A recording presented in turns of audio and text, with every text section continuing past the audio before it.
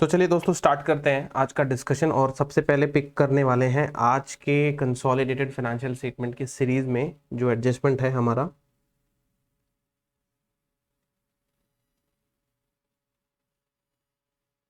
Deferred consideration.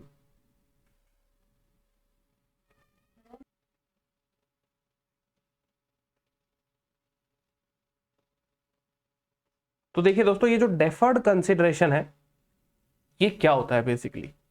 तो जैसे कि अपने लोग जो मर्जर एक्विजिशन करते हैं, कंसोलिडेशन कर रहे हैं, स्टेक एक्वायर करते हैं, बिजनेस खरीद लेते हैं, कंपनी को परचेज कर लेते हैं, तो ये जो स्ट्रैटेजिक ट्रांजैक्शंस होते हैं, इन स्ट्रैटेजिक ट्रांजैक्शन के अंदर क्या होता है, जरूरी नहीं कि जिस दिन हम एक्वायर कर रहे हैं उस दिन सारा कंसिडरेशन दे दे, है ना। मतलब बहुत लोग समझदार होते हैं, वो डील कुछ इस प्रकार से करते हैं कि देखो डेट ऑफ एक्विजिशन पे जो भी कंसिडरेशन परचेज कंसिडरेशन बनता है वो आपका इतना अमाउंट है, ये हम आपको कैश में दे देंगे, ठीक है। हम आपको कुछ अमाउंट जो है वो काइंड में भी परचेज कर सकते हैं, जैसे मतलब आपको share to share purchase agreement कहते हैं, शेयर एक्सचेंज होता है। जैसे कंसिडरेशन के भी टाइप होते हैं, जैसे कैश कंसिडरेशन हो गया, ठीक है। हम एक्वायर करते हैं तो हम शेयर्स भी दे सकते हैं, हमारे शेयर्स मतलब सामने वाले कंपनी को परचेज करने के लिए उसको कंसिडरेशन के रूप में हम कैश भी दे सकते हैं तो शेयर्स भी दे सकते हैं, ठीक है। तो ये तो हो गया आपका हाथों हाथ, ये तो आपका इमीडिएटली कंसिडरेशन पे हो चुका है।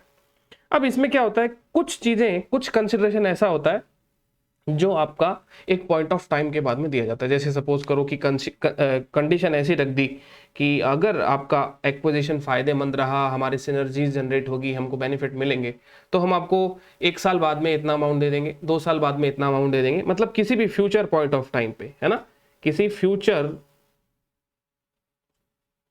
पॉइंट ऑफ टाइम पे अगर कोई कंसिडरेशन देना तय हो चुका है कभी भी, है ना, मत चाहे वो समय कोई भी हो, या फिर ऐसा भी हो सकता है कि हर साल आपको इतना इतना अमाउंट देंगे, तो कुछ भी हो सकता है ना। मतलब इस चीज का कोई एग्जॉस्टिव लिस्ट नहीं बनाने वाले, सिर्फ बात यह है कि कंसिडरेशन जो है वो डेफर्ड कर दिया, आज नहीं पे करेंगे बल्कि फ्यूचर में कभी पे करेंगे। तो डेफर्ड कंसिडरेशन, ये जो एडजस्टमेंट है, कंसोलिडेशन बिजनेस कॉम्बिनेशन दोनों में ही है, कॉमन है, ये कहीं पे भी पढ़ लीजिए आप। तो डेफर्ड कंसिडरेशन को हमको क्या करना होता है दोस्तों, इसको हमें प्रेजेंट वैल्यू पे बुक करना होता है। मतलब कहीं पे, जैसे लेट्स से कि इस पॉइंट ऑफ टाइम पे देना t=3 पे आपको कुछ कंसिडरेशन पे करना है, तो जितना अमाउंट आपको पे करना है आप क्या करिए, इस अमाउंट का प्रेजेंट वैल्यू निकाल लीजिए। और आपको तो पता ही है, क्योंकि अगर टाइम सिग्निफिकेंट है डेट ऑफ एक्विजिशन के बाद में t=3, यानी 3 साल बाद में अगर आपको ये अमाउंट पे करना है तो सिग्निफिकेंट टाइम हो गया। अब सिग्निफिकेंट टाइम है तो देखिए इसको तो आपको रेस्पेक्ट देनी पड़ेगी, इसकी प्रेजेंट वैल्यू निकालनी पड़ेगी, तो आप इसको प्रेजेंट वैल्यू पे बुक करेंगे। तो जो भी आपका डेफर्ड कंसीडरेशन होगा दोस्तों, उसे आपको प्रेजेंट वैल्यू पे बुक करना है। कैसे बुक करना है, प्रेजेंट वैल्यू पे, ठीक है। अब जैसे सपोज करो यहाँ पे ये कंसिडरेशन आपका 100 रुपीज है और आपने इसको लेट से प्रेजेंट वैल्यू पे 80 रुपीज पे बुक कर लिया, तो अब आप क्या करेंगे, आपको पेमेंट तो 100 का ही करना है, तो आपको ओवर द पीरियड इसको अनवाइंड भी करना है। कॉमन चीज है, जैसे कि प्रॉपर्टी प्लांट इक्विपमेंट में हम अनवाइंडिंग का कॉन्सेप्ट सीखे थे, तो 80 रुपीज के कंसिडरेशन को आप फिर बढ़ाएंगे 10 रुपए से, फिर 10 रुपए से बढ़ा देंगे, ठीक है। तो ये जो 20 रुपीज का इंक्रीज हुआ, मतलब जरूरी नहीं कि ये कैसे हो रहा है, 10 और 10 करके हो रहा है, कोई भी अमाउंट से हो सकता है। अपने को इतना जरूर पता है कि 80 और जो 100 रुपीज में ये जो डिफरेंस आ रहा है, ये किस चीज का डिफरेंस है, ये 20 रुपीज का ही डिफरेंस है। और इस 20 रुपीज को हम कहेंगे अनवाइंडिंग का फाइनेंस कॉस्ट। इसको हम क्या कहेंगे, अनवाइंडिंग का फाइनेंस कॉस्ट। तो जो डेफर्ड कंसिडरेशन है इसको अपन बुक करेंगे, और ये अमाउंट आपका अभी पेबल है, ये आपने पे नहीं किया है। तो deferred consideration is your liability, कि आपकी नॉन करंट या करंट लायबिलिटी होगी, जैसे समय के अनुसार है। जब भी आपको इसका पेमेंट करना है, करंट पोर्शन में जो अमाउंट पे करना है वो करंट हो जाएगा, नॉन करंट पोर्शन में जो पे करना है वो नॉन करंट हो जाएगा। तो बैलेंस शीट में, कंसोलिडेटेड बैलेंस शीट में इसे लायबिलिटी के रूप में दिखाया जाएगा, ठीक है। और जितना जितना हम आगे बढ़ते जाएंगे उतना उतना हमारा फाइनेंस कॉस्ट बुक होता जाएगा, और ये कंसिडरेशन अनवाइंड होता चला जाएगा। जो 80 रुपए पर आज कंसिडरेशन बुक हुआ है, ठीक है, ये धीरे धीरे धीरे धीरे धीरे बढ़ता बढ़ता बढ़ता बढ़ता 100 रुपए हो जाएगा अपने समय पर पहुंचते पहुंचते। तो जो गैप है वो over the period finance cost के रूप में बुक किया जाएगा। इसको हम कहते हैं डेफर्ड कंसिडरेशन। आगे बात समझ में? तो ये होता है कॉन्सेप्ट डेफर्ड कंसिडरेशन का, ठीक है। और दूसरा एडजस्टमेंट मैं बताता हूं आपको, ये है आपका शेयर एक्सचेंज। शेयर एक्सचेंज क्या है? तो देखिए दोस्तों, शेयर एक्सचेंज में क्या होता है ना कि जैसे आपने सब्सिडरी कंपनी को एक्वायर किया, होल्डिंग कंपनी ने सब्सिडरी को एक्वायर किया, तो बदले में परचेज कंसिडरेशन क्या दिया? परचेज कंसिडरेशन ये दिया कि होल्डिंग कंपनी ने अपने शेयर्स इश्यू कर दिए। होल्डिंग कंपनी ने क्या किया दोस्तों? सब्सिडरी कंपनी को अपने शेयर्स इशू कर दिए। अब सब्सिडरी कंपनी के शेयर्स एक्वायर किए, तो देखिए दोस्तों, ये सब्सिडरी कंपनी के शेयर होल्डर्स हैं, ये है सब्सिडरी कंपनी के शेयर होल्डर्स, ठीक है। क्योंकि जो शेयर्स एक्वायर करेंगे हम इन शेयर होल्डर से ही तो करेंगे ना, तो ये हमारे शेयर होल्डर्स हो गए। तो मैंने क्या कहा, होल्डिंग कंपनी ने, मतलब being a holding company, subsidiary company को होल्डिंग कंपनी क्या कह रहा है, और मैं देखिए सब्सिडरी कंपनी बोल रहा हूं बार बार, बट सब्सिडरी का मतलब क्या हो गया? ये जो शेयर होल्डर है ये लोग। जैसे लेट से कि मेरा डील जो है वो मिस्टर राम के साथ में हो रहा है। ये मिस्टर राम कौन है? शेयर होल्डर है, इसके पास में बहुत सारे शेयर्स हैं।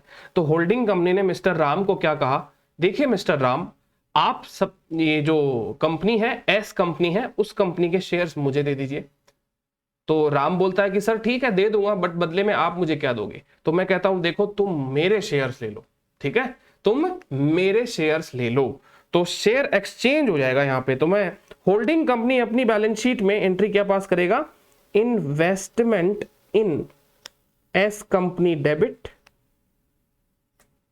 टू, बदले में मैं क्या दे रहा हूं? मैं कैश नहीं दे रहा, मैं क्या दे रहा हूं? मैं इक्विटी शेयर दे रहा हूं मेरे, ठीक है। अब ये इक्विटी शेयर्स ज्यादा वैल्यू पे इश्यू किए जाएंगे फेस वैल्यू से, तो सिक्योरिटीज प्रीमियम भी आ जाएगा, है ना।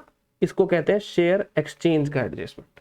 कुछ लोग इसे क्रॉस इन्वेस्टमेंट समझ लेते हैं। क्रॉस इन्वेस्टमेंट नहीं है ये, मतलब ऐसा नहीं कि होल्डिंग की कंपनी में सब्सिडरी में इन्वेस्टमेंट दिख रहा है तो फिर सब्सिडरी की कंपनी में होल्डिंग में इन्वेस्टमेंट दिखेगा। ये क्रॉस नहीं है भैया।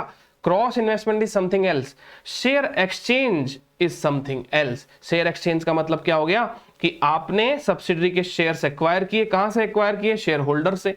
तो मिस्टर राम को आपने क्या किया? अपने शेयर इशू कर दिए, राइट। तो मिस्टर राम अपनी बुक्स में एंट्री पास करेगा कि इन्वेस्टमेंट इन होल्डिंग कंपनी, मतलब एच कंपनी, सॉरी, इन्वेस्टमेंट इन एच कंपनी, क्योंकि राम की होल्डिंग कंपनी नहीं है वो, है ना। तो राम तो एक नॉर्मल एक सिंगल सोल प्रोप्राइटर है, या वो इंडिविजुअल एंटिटी है, उसके ऊपर क्या अकाउंटिंग करनी है ये हमारा डिस्कशन का मैटर है ही नहीं, है ना। हम तो कॉर्पोरेट्स की बात कर रहे हैं, व्हाट अबाउट एस और व्हाट अबाउट एच। तो ये जो शेयर एक्सचेंज से मैंने जो एंट्री पास करी है, ये होल्डिंग कंपनी ने ये एंट्री पास करी है, इसकी सब्सिडरी कंपनी कोई एंट्री पास नहीं करेगा, बिकॉज सब्सिडरी की बैलेंस शीट में कुछ भी नहीं हो रहा है दोस्तों।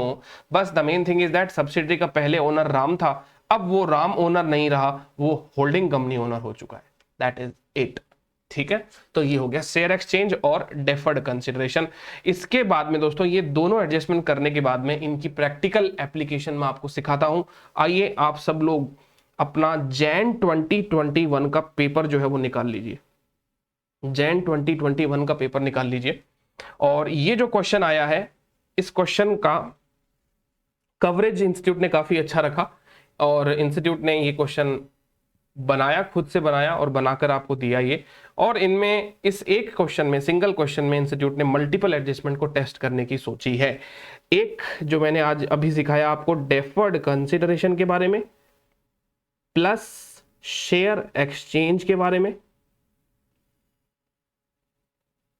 प्लस इंपेयरमेंट ऑफ गुडविल के बारे में, ठीक है। तो डेफर्ड कंसिडरेशन टेस्ट किया है, शेयर एक्सचेंज टेस्ट किया है, इंपेयरमेंट ऑफ गुडविल, ये तीन एडजस्टमेंट यहाँ पे इंस्टीट्यूट ने टेस्ट किए हैं। आइए देखते हैं इसके बारे में क्या कहना है। देखिए 1 अप्रैल 2017 को, बहुत बहुत ध्यान से डेट्स पे फोकस रखना है आपको। 1 अप्रैल 17 को हमने 80% share capital of S limited जो है वो एक्वायर कर लिया। स्टेक एक्विजिशन है, मतलब कंसोलिडेशन का क्वेश्चन है, और एक्विजिशन डेट पर शेयर कैपिटल और रिजर्व जो है एस के वो 5 लाख और 1,25,000 दिए गए हैं। A limited paid initial cash consideration of 10 lakh additionally A limited issued 2 lakh equity shares with nominal value of 1 per share at current market value of 1.8 per share. आगे ना देखिए दोस्तों, मैंने आपको क्या कहा था कि जो मैंने शेयर्स एक्वायर किए हैं वो शेयर्स के बदले मैं कैश में नहीं बल्कि और भी कुछ पैसा दे रहा हूं, जो कि कैसे दे रहा हूं, by way of share exchange. So this is nothing but ये आपका शेयर एक्सचेंज ही तो है दोस्तों।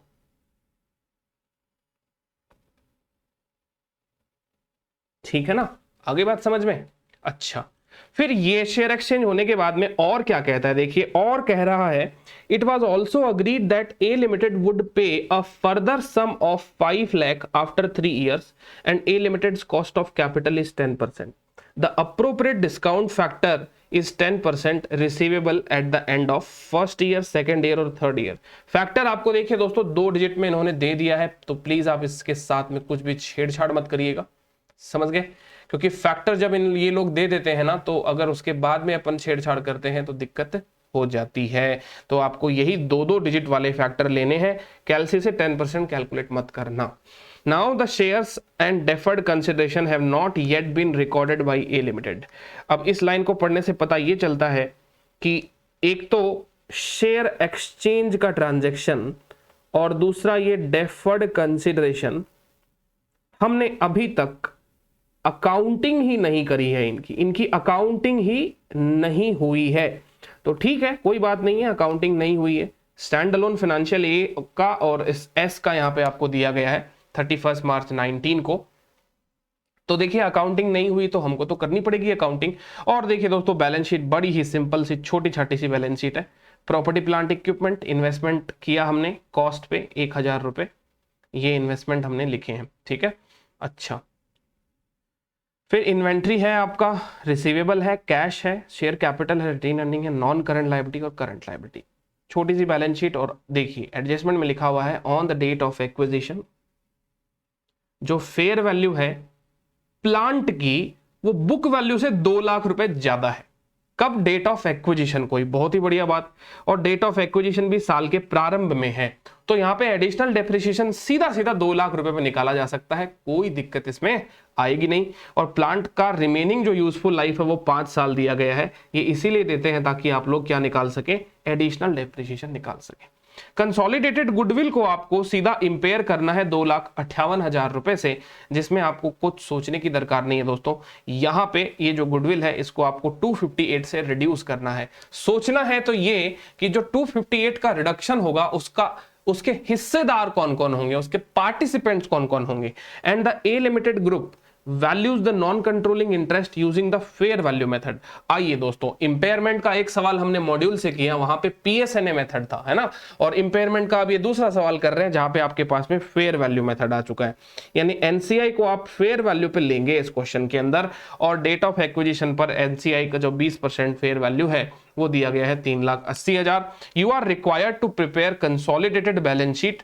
नोट्स टू अकाउंट जो है वो नॉट रिक्वायर्ड है। पहली बार ऐसा क्वेश्चन आया जहां पे नोट्स के लिए इंस्टीट्यूट ने चला के मना किया है। चलिए कोई बात नहीं है। देखिए दोस्तों, हम लोग बहुत ही जल्दीबाजी में क्वेश्चन पेपर पढ़ लेते हैं और एक प्रिजम्पशन बना लेते हैं, हाँ भाई नीचे तो कंसोली यू आर रिक्वायर्ड, लोग इतना ही पढ़ते हैं, you are required to prepare CBS. मतलब इससे क्या होगा, आपको पता है कि हाँ कंसोलिडेटेड बैलेंस शीट बनानी है और ये इन चीजों को सीरियस नहीं लिया आपने। और अननेसेसरी जब इंस्टीट्यूट ने मांगा ही नहीं है तो फिर भी नोट्स टू अकाउंट्स बना के आओगे तो आपको खुद को पता है कि कितना टाइम आपका वेस्ट होने वाला है। तो please be careful and be specific with the requirements as prescribed in the question. इन सारी चीजों पे फोकस जरूर रखिएगा एग्जाम में क्वेश्चन अटेम्प्ट करते समय, ठीक है। आइए दोस्तों अब इस क्वेश्चन को करते हैं। यहाँ पे पीएनएल नहीं है तो अपना नॉर्मल स्टाइल में क्वेश्चन होगा, वही 4 बड़े वर्किंग नोट के स्टाइल में, है ना। तो आइए कौन सा क्वेश्चन है ये, जैन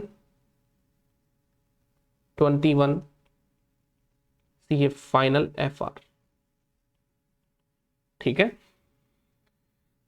हाँ जी, तो पहला working note number 1, statement of net asset, statement of net assets. इसमें लिखेंगे अपने लोग प्री एक्विजिशन, फिर पोस्ट एक्विजिशन एंड लास्ट में टोटल।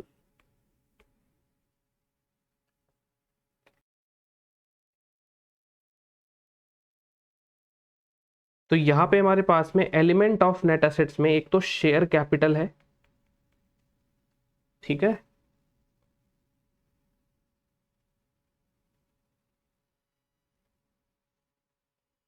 और दूसरा है रिटेन अर्निंग।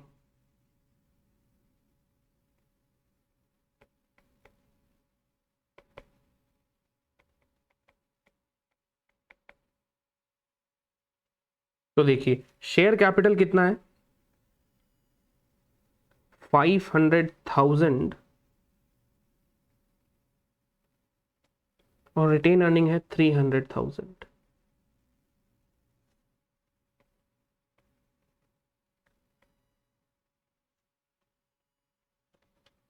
और जिस दिन हमने शेयर्स एक्वायर किए थे उस दिन इनका कहना है कि शेयर कैपिटल 500,000 और रिटेन अर्निंग 125,000 है।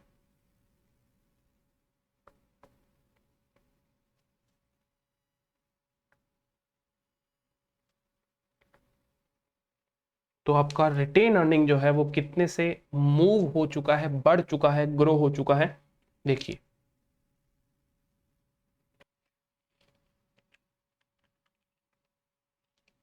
175 से। तो पोस्ट एक्विजिशन में एक ही कॉलम बनेगा, रिटेन अर्निंग का movement, pre acquisition and total, capital में कोई मूवमेंट नहीं है। चलिए यहां तक बन गया अपना। और इन्होंने कहा है कि जिस दिन हमने शेयर्स एक्वायर किए ना उस दिन प्लांट एंड मशीनरी को आपको वैल्यू को बढ़ा देना है। कितने रुपए से बढ़ा देना है, देखिए 2 लाख रुपए से बढ़ा देना है। तो बस यहाँ पे ऐड कर दीजिए plus fair value adjustment, fair value adjustment 2 lakh रुपए से आपको डेट ऑफ एक्विजिशन के दिन नेट एसेट्स को बढ़ाना है, that is plant and machinery को बढ़ा देना है। तो बढ़ा दिया अपन ने। अच्छा, जैसे ही आपने प्लांट को बढ़ाया एडिशनल डेप्रिसिएशन तो लगेगा ही लगेगा, कोई नहीं रोक सकता उसको। तो ये लीजिए एडिशनल डेप्रिसिएशन। इन्होंने कहा है कि जो आपने बढ़ाया है ना, ठीक है, एडिशनल डेप्रिसिएशन लगाने के लिए दोस्तों बहुत बहुत केयरफुली ध्यान रखना। यहाँ पे काफी स्टूडेंट्स ने ये गलती करके आए, मतलब वो बोले कि सर देखो हमसे ये वाली गलती हो गई, हमने ये पढ़ा नहीं कि बैलेंस शीट जो है जनरली 1 साल पीछे की होती है, बट ये बैलेंस शीट 31 मार्च 19 की है, जबकि आपने शेयर्स एक्वायर किए 1/4/2017 को। तो यहाँ पे डेट्स के बारे में बड़ा ध्यान रखें।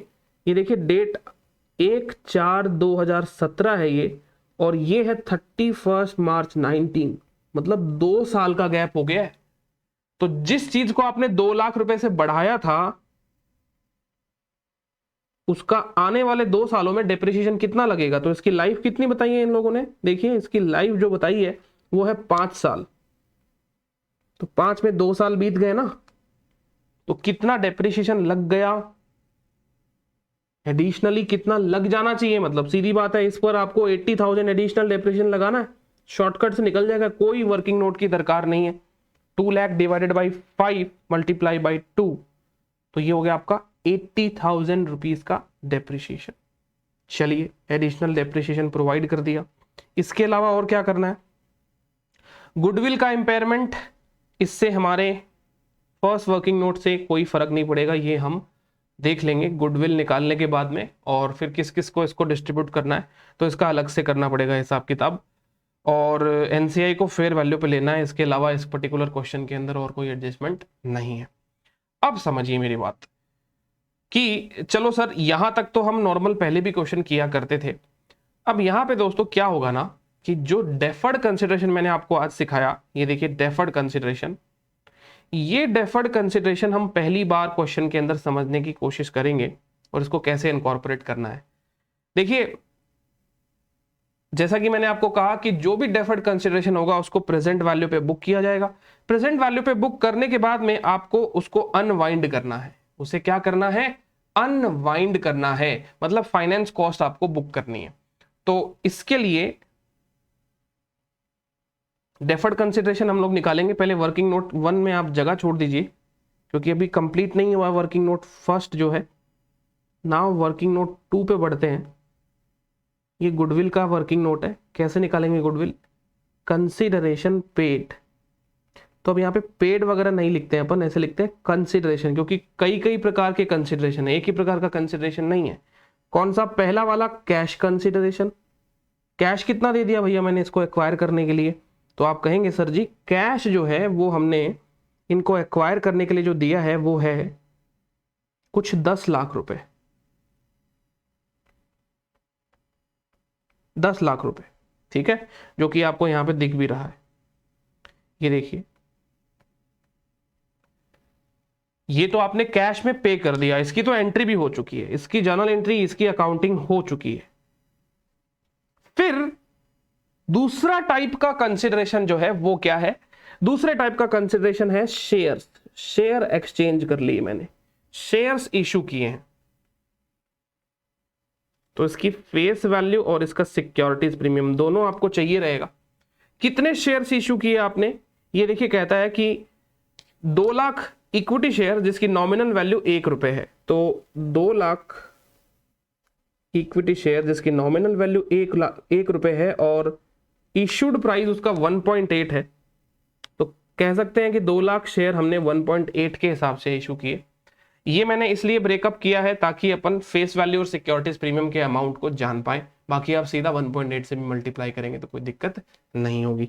तो ये हो गया अपना 2 लाख और 0.8 से अगर इसको मल्टीप्लाई करेंगे तो ये हो जाएगा 60,000, ठीक है ना। 2 लाख मल्टीप्लाई बाई 0.8 तो 60,000 हो जाएगा ये, सॉरी 60,000 नहीं, 1,60,000 है ना।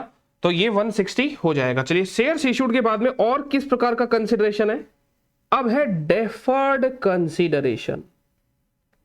अब देखिए दोस्तों, डेफर्ड कंसिडरेशन अभी तक इन दोनों की अकाउंटिंग नहीं हुई है, शेयर इशूड की अकाउंटिंग नहीं हुई, डेफर्ड कंसिडरेशन की अकाउंटिंग नहीं हुई, लेकिन कंसिडरेशन तो है ना, ये गुडविल निकालने में तो काम आएगा। डेफर्ड कंसिडरेशन कितना है सर?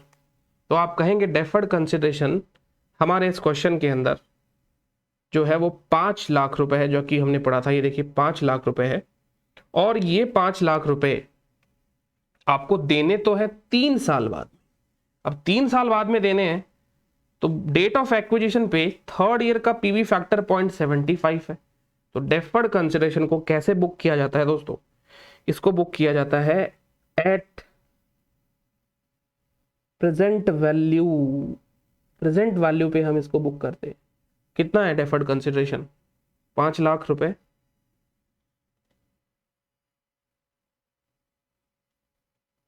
मल्टीप्लाई बाई 0.75,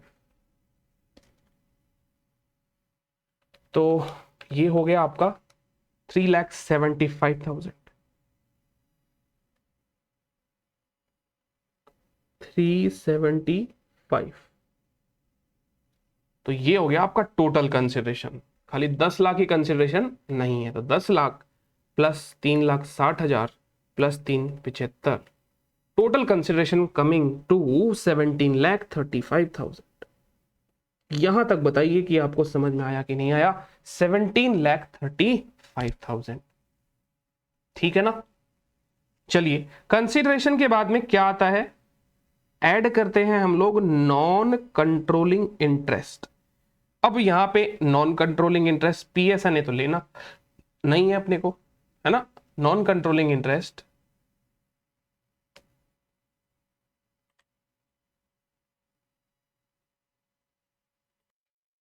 इसको हमें काउंट करना है फेयर वैल्यू पे,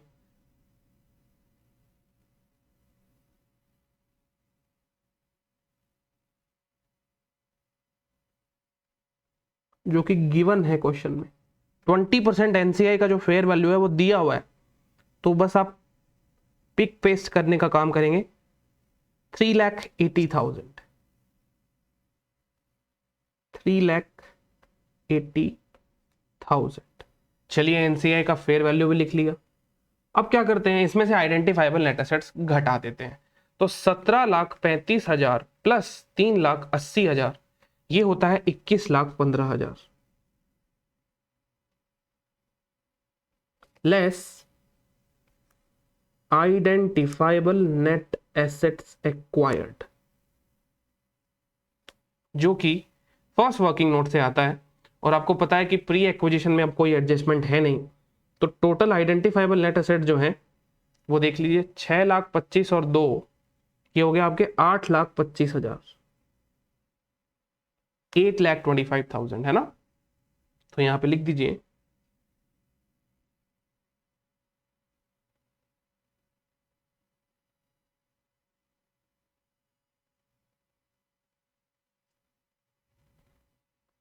8,25,000। काफी कम नेट एसेट्स है इसका तो, है ना। चलिए कोई बात नहीं, गुडविल बहुत ज्यादा आएगी। गुडविल कितनी होती है? गुडविल होती है sir ji 12,90,000। 12,90,000।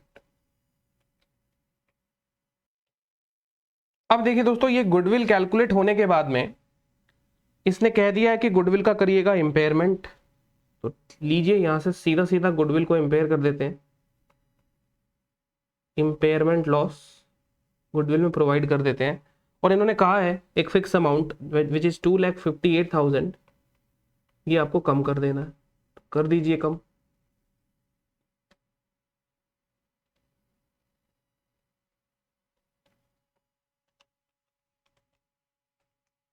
$10,32,000।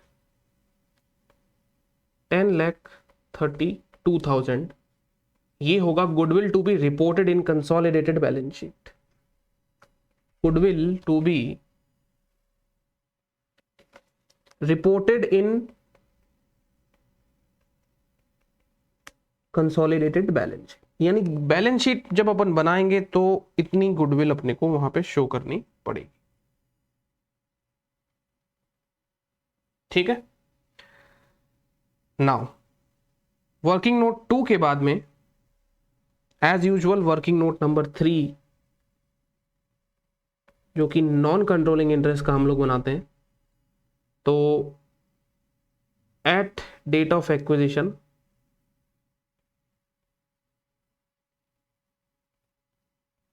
Date of acquisition पर एनसीआई जो है हमारा 3,80,000 है। अब इसमें पोस्ट एक्विजिशन मूवमेंट को ऐड करना है, जो कि अपन ने अभी तक नहीं निकाला है। Post acquisition share of retain earning. Similarly working note number 4,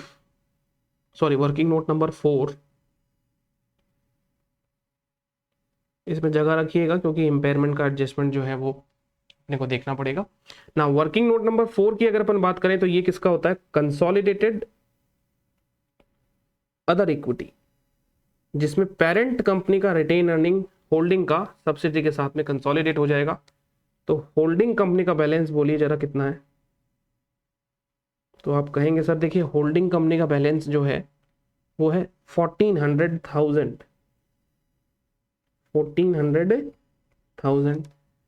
अब इसमें सब्सिडी का जो शेयर है वो आएगा, सब्सिडी का शेयर ऑफ पोस्ट एक्विजिशन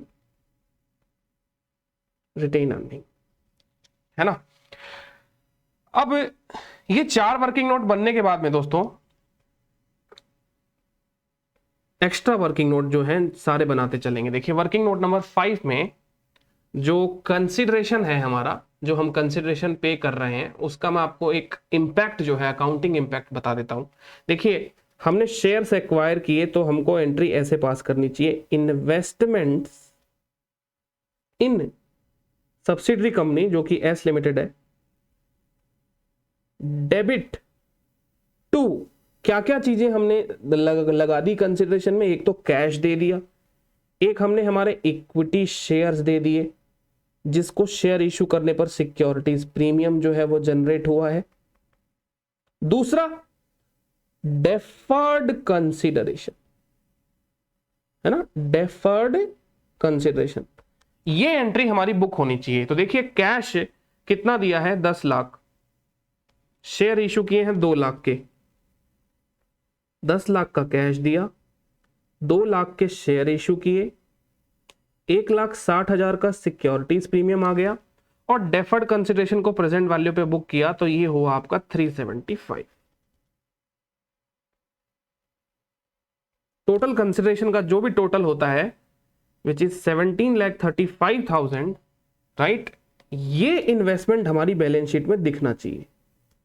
जबकि हमारी बैलेंस शीट में क्या दिख रहा है दोस्तों, सिर्फ ये कैश जो है ना, कैश हमने जो दिया है ये दिख रहा है। तो अब ये जो कैश दिया सिर्फ अगर ये दिख रहा है तो ये तो गलत बात हो गई, बाकी चीज भी तो दिखानी पड़ेगी। तो ये 10 लाख रुपए के अलावा अपने को बाकी का एडजस्टमेंट भी करना पड़ेगा। ठीक है, तो टोटल ये इन्वेस्टमेंट 1735 दिखना चाहिए स्टैंड अलोन बैलेंस शीट में। लेकिन कंसोलिडेटेड बैलेंस शीट में तो इन्वेस्टमेंट तो 1 रुपए का भी नहीं दिखेगा, वो तो जीरो हो जाएगा, नॉक ऑफ हो जाएगा, गुडविल रिपोर्ट की जाएगी। ठीक है ना, तो ये एक्विजिशन एंट्री है। वर्किंग नोट में मैंने ये एक्विजिशन एंट्री जो है आपको समझाने के लिए बता दी है कि इस प्रकार से ये एक्विजिशन एंट्री जो है वो होनी चाहिए। अच्छा, ये एक्विजिशन एंट्री होने के बाद वर्किंग नोट नंबर 6 में इंपेयरमेंट लॉस का ट्रीटमेंट बता देता हूं मैं आपको। इंपेयरमेंट लॉस का ट्रीटमेंट, तो देखिए दोस्तों, इंपेयरमेंट लॉस हमारे इस क्वेश्चन के अंदर जो है वो है 2,58,000। अब यहां पे सिंस हम ऐसे लिखेंगे, since NCI on date of acquisition were valued at a fair value, hence goodwill of NCI would have been also be would also have been, ऐसे लिख देते हैं, would also have been recorded।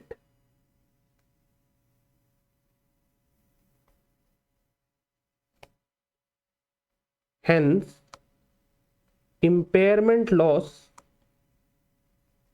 will be shared by both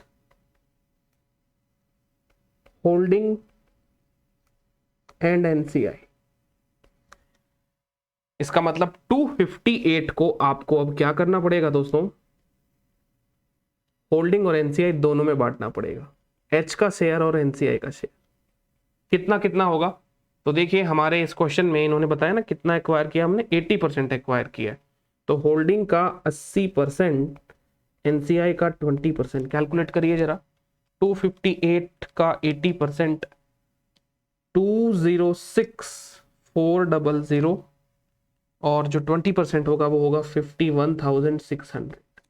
तो entry क्या हो जाएगी, देखिए दोस्तों सीधी बात है, अपने को जर्नल एंट्रीज तो बनानी नहीं है, तो आपको शॉर्टकट बता दूं। शॉर्टकट ये होगा कि होल्डिंग कंपनी का रिटेन्ड अर्निंग जो कि वर्किंग नोट नंबर 4 में होता है, ये आपको प्रेजेंट नहीं करना है वैसे एंट्री वाइज, आपको सिर्फ ऊपर वाला वर्किंग नोट जो हमने बनाया उसको ही प्रेजेंट करना है।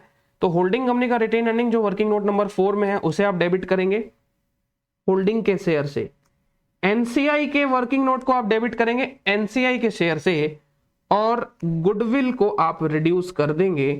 कंसोलिडेटेड गुडविल हमारी कितने से रिड्यूस हो जाएगी, 258 से, जो कि हम ऑलरेडी वर्किंग नोट नंबर 2 में कर चुके हैं रिड्यूस। 258 से गुडविल रिड्यूस हो गई, रिटेन अर्निंग का शेयर होगा 2,06,400 और होल्डिंग का शेयर होगा 51,600।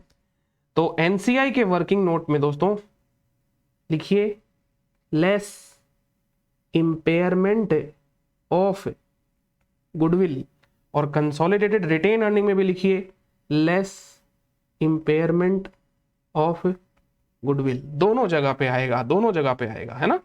तो देखिए गुडविल का इंपेयरमेंट है, सिंस एनसीआई जो है फेयर वैल्यू पे लिया गया है, तो 51,600 एनसीआई के नोट में माइनस करिए, 51,600 एंड 2,06,400 नोट नंबर 4 में माइनस कीजिए, 2,06,400। ठीक है, चलिए तो ये हो गया हमारा किसका, इंपेयरमेंट लॉस का ट्रीटमेंट। अब आते हैं वर्किंग नोट नंबर 7 पे।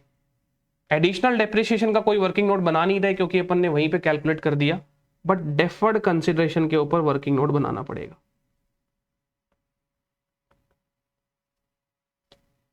डेफर्ड कंसिडरेशन पे वर्किंग नोट अपने को बनाना पड़ेगा। ठीक है, तो देखिए दोस्तों डेफर्ड कंसिडरेशन जो है वो हमने एक्विजिशन की डेट पर जो बुक किया था वो है 3,75,000, है ना। तो जैसे फाइनेंशियल लाइबिलिटी का जो अमोर्टाइज्ड कॉस्ट मेथड से जो टेबल बनता था वो वैसे ही चालू रहेगा। ये 375 आपने 10% पे बुक किया था ना, तो 10% से इसका अब इंटरेस्ट जो है वो बुक करते चले। तो फाइनेंस कॉस्ट फर्स्ट ईयर का होगा 10% से 37,500, और ये बैलेंस हो जाएगा 4,12,500 रुपये।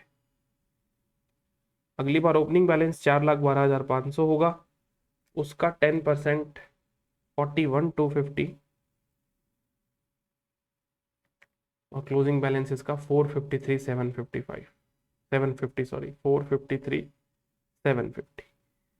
तो ये 375 की जर्नी अब 453,750 पे आप पहुंची है।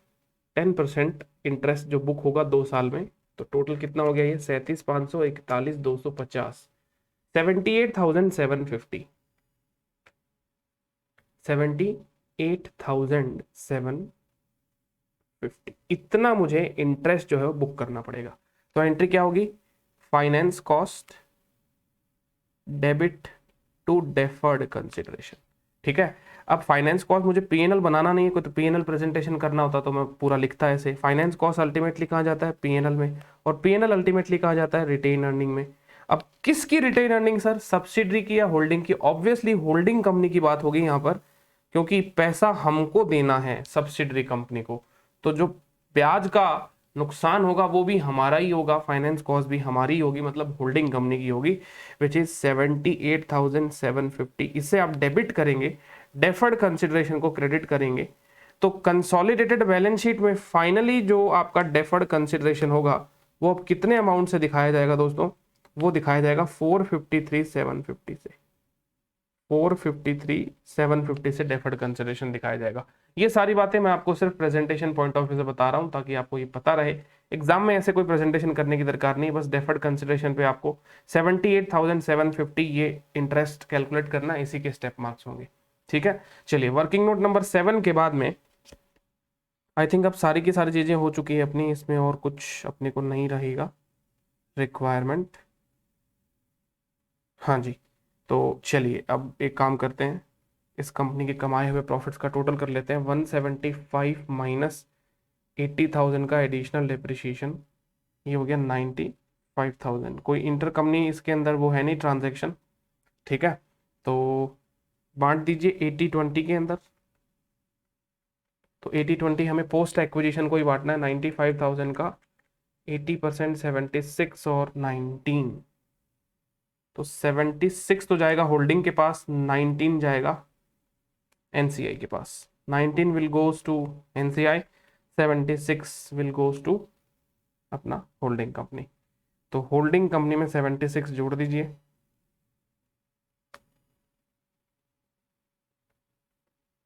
एनसीआई में 19 जोड़ दीजिए, ठीक है, और अब टोटल कर दीजिए एनसीआई का भी और रिटेन अर्निंग का भी। सारे एडजस्टमेंट्स हो गए अपने।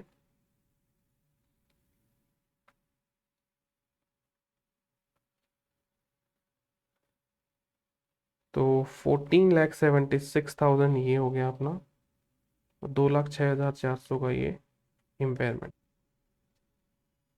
और यहाँ पे माइनस कर दीजिए अनवाइंडिंग ऑफ डेफर्ड कंसिडरेशन। तो डेफर्ड कंसिडरेशन अनवाइंड किया अपन ने कितने से, 78,750 से, 78,750। टोटल रिटेन अर्निंग कितना होता है देख लीजिए, 14 लाख प्लस 76 माइनस 206,400 माइनस 78,750, 1198,50, 1198,50। ठीक है ना, चारों के चारों वर्किंग नोट बन गए, एक्स्ट्रा वर्किंग नोट भी बन गए। एनसीआई, अच्छा एनसीआई का टोटल और लगाना है, एनसीआई का टोटल भी लगा दीजिए। 380 प्लस 19 माइनस 51,600, एनसीआई कमिंग 347,400, 347,400, ठीक है ना। चलिए ये सारी की सारी चीजें हो गई है। अब अपने को फाइनली जो है वो बैलेंस शीट बनानी है, कंसोलिडेटेड बैलेंस शीट। ठीक है, नोट्स इसके अंदर इन्होंने खुद नहीं बोले हैं कि इनको चाहिए ही नहीं नोट्स, तो अपन को नहीं बनाने। ठीक है, हेडिंग लगा दीजिएगा लास्ट में, consolidated balance sheet as at 31 March 19 को बनानी है।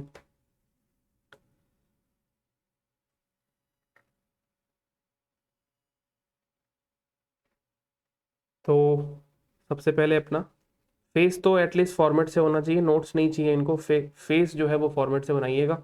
तो एसेट्स के अंदर सबसे पहले आता है अपना नॉन करंट एसेट्स। ठीक है, नॉन करंट एसेट्स में प्रॉपर्टी प्लांट एंड इक्विपमेंट पूरा लिखिएगा, प्रॉपर्टी प्लांट एंड इक्विपमेंट। तो देखिए दोस्तों, प्रॉपर्टी प्लांट इक्विपमेंट के लिए 5500 रुपये का तो ए का होगा, एज इट इज आ जाएगा। और एस का जो प्रॉपर्टी प्लांट इक्विपमेंट है वो 1500 आप ले लीजिए, फिर उसको आप बढ़ा दीजिए कितने से, और बैलेंस शीट को फिर देख लीजिए, एक ही फॉर्म में बनाइए, एक्सपेंडेड फॉर्म रख लीजिए चाहे शॉर्ट रख लीजिए, वो आपकी इच्छा है। तो 5500 फिर 1000 है, फिर 1500 फिर 1000 है, और डेट ऑफ एक्विजिशन पे हमने कितने रुपए से अपने प्लांट को बढ़ा दिया था, 2 लाख, और 80,000 का उस पर डेप्रिसिएशन लग गया था। तो आप इसको 2 लाख से बढ़ा दीजिए और 80,000 से इस पर डेप्रिसिएशन घटा दीजिए। तो देख लीजिए कितना हो गया, 55 प्लस 15 प्लस 2 n - 80, ये होगा 7124 टाइम्स 0, 712। ठीक है,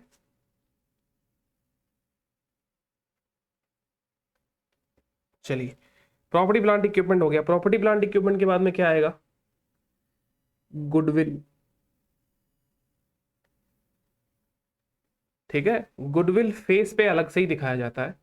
तो गुडविल के लिए आइए दोस्तों, अपना वर्किंग नोट चेक करिए और सीधा अमाउंट लिख दीजिए।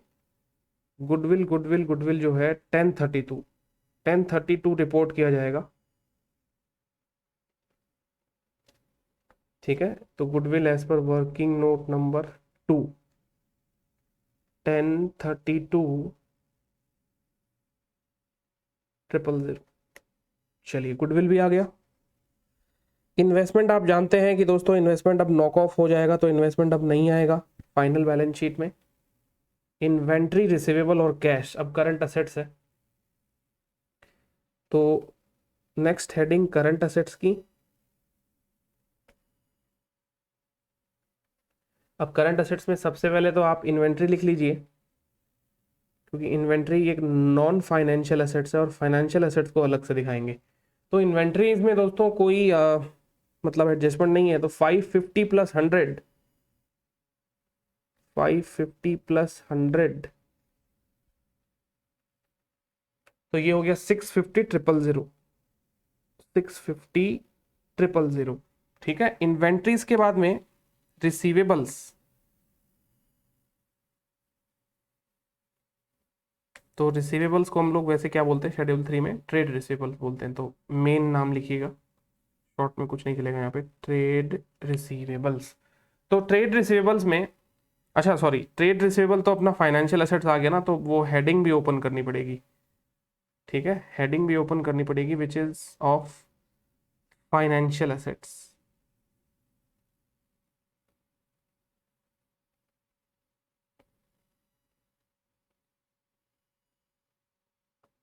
ठीक है, फाइनेंशियल एसेट्स में आपका नंबर 1 ट्रेड रिसीवेबल्स।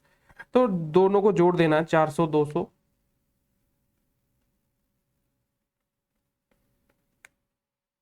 तो 600,000 ट्रेड रिसीवेबल हो गया। और कैश एंड कैश इक्विवेलेंट। ठीक है, तो कैश एंड कैश इक्विवेलेंट होगा 250,000,000, 200 + 50। ठीक है, चलिए ये करंट असेट्स हो गए हमारे। गुडविल हमने रिपोर्ट कर ही दी है, एसेट साइड यहाँ पे खत्म हो जाती है। चलिए एसेट साइड के बाद में आइए second equity and liability section के अंदर।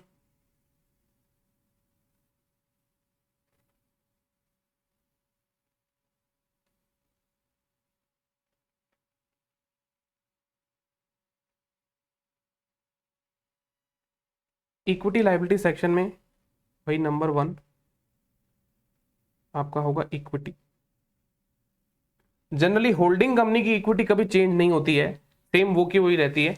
बट इस बार आपको पता है बिकॉज ऑफ दिस एंट्री, ये देखिए आपने इन्वेस्टमेंट जो खरीदे उसमें से आपने जो शेयर एक्सचेंज किया ये रिकॉर्ड नहीं किया हुआ, तो आपको रिकॉर्ड करना पड़ेगा ना। तो आपको इक्विटी शेयर को 2 लाख से बढ़ाना है, सिक्योरिटीज प्रीमियम को 160 से बढ़ाना है। तो इक्विटी जो है हमारी ऑलरेडी 2000 की है, 1000 प्लस 2 lakhs। ठीक है, तो ये हो जाएगा 2200,000। चलिए इक्विटी के बाद में इसमें दूसरा सेक्शन आएगा अपना अदर इक्विटी का। अदर इक्विटी में कंपनी के सारे रिजर्व्स आ जाएंगे। ठीक है ना, तो अदर इक्विटी में कंपनी के सारे रिजर्व्स आ जाएंगे। तो क्या क्या है सर रिजर्व्स के अंदर हमारे पास? एक तो हमारा रिटेन्ड अर्निंग है, इसके अलावा और कुछ इसके अंदर दिया हुआ नहीं है। और एक शेयर इशू करने पर सिक्योरिटीज प्रीमियम जो है वो आ चुका है। तो ये सिक्योरिटीज प्रीमियम सब कुछ ये दिखाया जाता है statement of changes in equity के अंदर। फेस पे इनका डिस्क्लोजर नहीं होता है, बट हमको नोट्स बनाने ही नहीं है, इसलिए सब कुछ फेस पे ही कर रहे हैं। ठीक है, नोट्स बनाना ही नहीं है, सब कुछ यहीं पे कर रहे हैं। तो देखिए रिटेन अर्निंग्स तो सीधा अपना वर्किंग नोट नंबर 4 से आ जाएगा, और सिक्योरिटीज प्रीमियम जो हमारा वर्किंग नोट था, जहाँ पे हमने वर्किंग नोट बनाया था एक्विजिशन एंट्री का, वहां से आ जाएगा। तो देख लीजिए रिटेन अर्निंग्स और सिक्योरिटीज प्रीमियम की अगर बात करें तो वर्किंग नोट नंबर 4 का टोटल देखिए, वो तो है retain earning, that is 11,90850। 11,90850।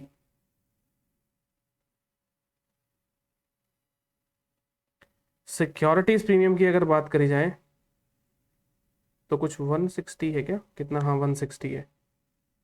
Securities premium आपका 160 है। अच्छा, तो ये दोनों हो गया, रिटेन अर्निंग सिक्योरिटीज प्रीमियम दोनों हो गया है ना। ठीक है, इक्विटी अदर इक्विटी दोनों का डिस्क्लोजर हो गया। इसके बाद में आइए दोस्तों दूसरी बात,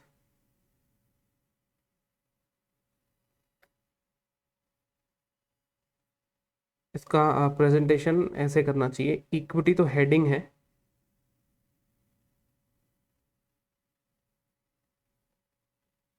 इक्विटी आपकी हेडिंग है, जिसमें नंबर 1 जो है वो है आपका इक्विटी शेयर कैपिटल।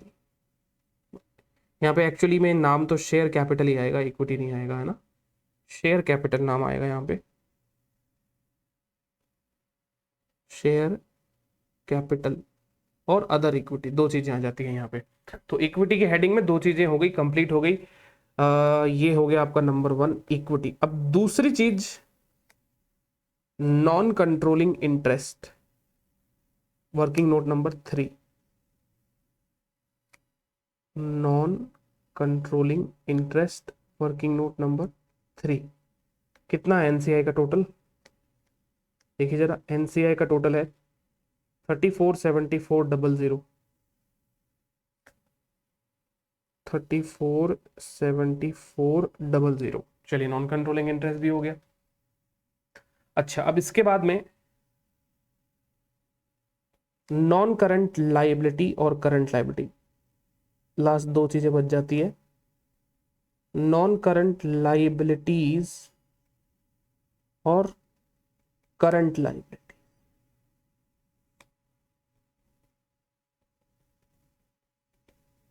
ठीक है, तो देखिए नॉन करंट लायबिलिटीज और करंट लायबिलिटीज में क्या क्या आएगा।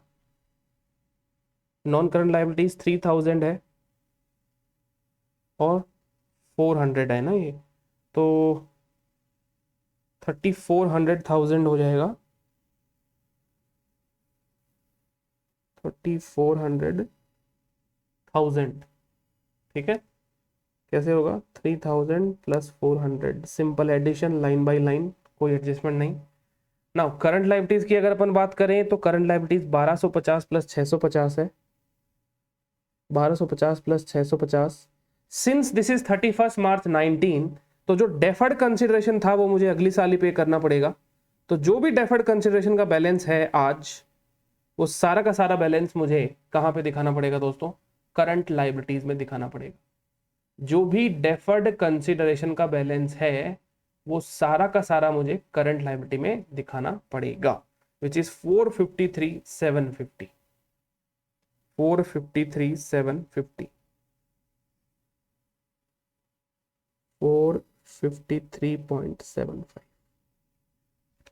टोटल कितना हो गया, 1250 प्लस 650 प्लस 453.75, टोटल होता है 2353.75 इंटू 1000, 235,3750, 235,3750। ये लीजिए, ये करंट लायबिलिटीज भी हो गई आपकी। और अब भगवान का नाम लेकर टोटल कर लीजिए, बैलेंस शीट मैच हो जाती है तो बहुत अच्छी बात है दोस्तों, और नहीं होगी तो करवा देंगे मैच। चलिए देखते हैं क्या होता है। 71200001032 650 6,02,50, ये कुछ आ रहा है 9652,000। This is my total of the balance sheet, 9652,000।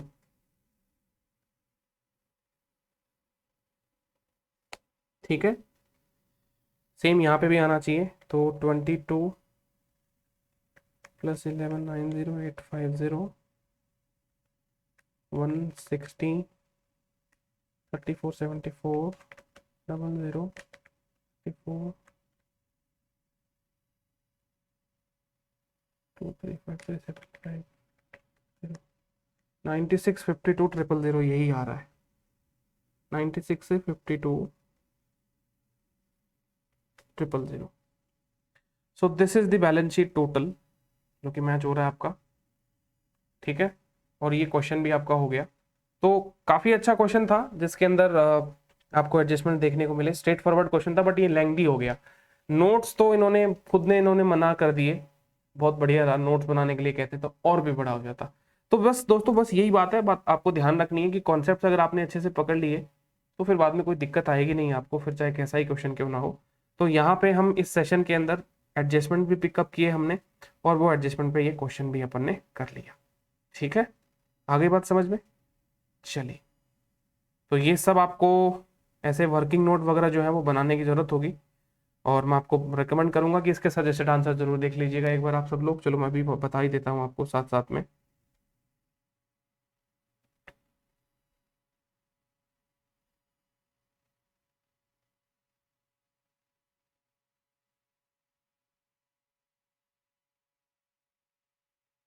Suggested answer Jain 21, हाँ जी, तो ये रहा सजेस्टेड आंसर आपका 9652, और 9652 is the total of the balance sheet, और ये आपकी बैलेंस शीट है। ठीक है, अब यहाँ पर इन्होंने भी देखिए दोस्तों हर एक चीज़ के लिए वर्किंग नोट बनाया है। जैसे परचेज कंसिडरेशन का वर्किंग नोट हो गया, नेट एसेट्स का वर्किंग नोट हो गया, गुडविल का हो गया, पीपीई कितना है, तो हमने पीपीई तो देखिए वहाँ पे face of the balance sheet पे इसका वर्किंग एक्सप्लेन कर दिया है। वर्किंग एक्सप्लेन करनी बहुत जरूरी है, चाहे आप वर्किंग नोट बना के करें चाहे फेस पे करें, है ना।